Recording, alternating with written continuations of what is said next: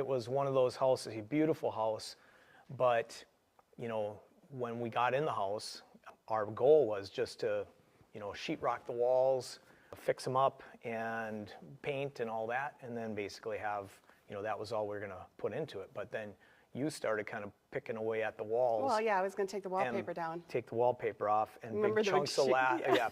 plaster kept coming off the walls. Yep. Yeah, game changer.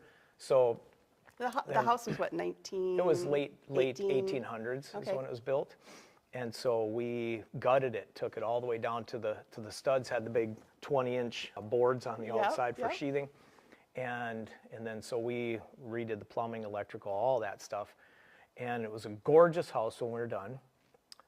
The only thing is it had a dirt crawl space underneath it, and I tried to get that where it was separated from the rest of the basement with a vapor barrier and all that, but every time it rained, and it had a partial full basement underneath it where the HVAC equipment was at, and every time it rained, it'd get water that would drip in, and I couldn't keep that. Did landscaping and all this stuff, I just couldn't keep it from leaking. Which caused mold. Mold to grow. To grow, yeah. And you didn't have allergies until that house, and severe allergies, actually. And so that was one of the things of, well, okay, we're going to move, because I have to keep you safe.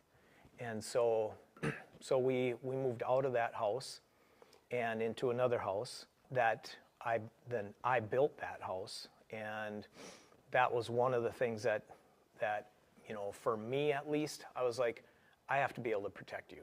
And you know, I didn't want you to have some kind of an anaphylaxis or, you know, reaction to a mold situation.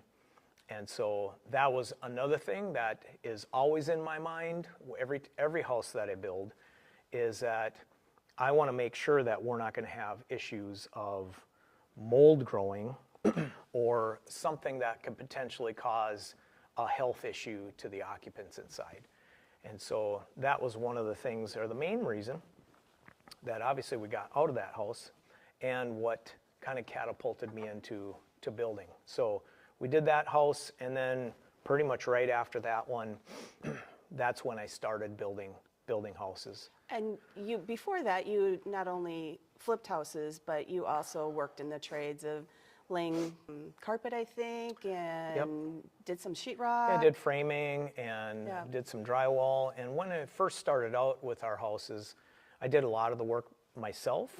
And so, yeah, I was the tape texture and painter and the carpet installer, and I'd put the cabinets in, and you know, all of that. I was doing all those things by myself. Which was actually a good way to understand how a house is put together. Absolutely. It gave me that groundwork of understanding what actually goes into it, and maybe some of the challenges that my trade contractors now have to deal with, because, you know, I did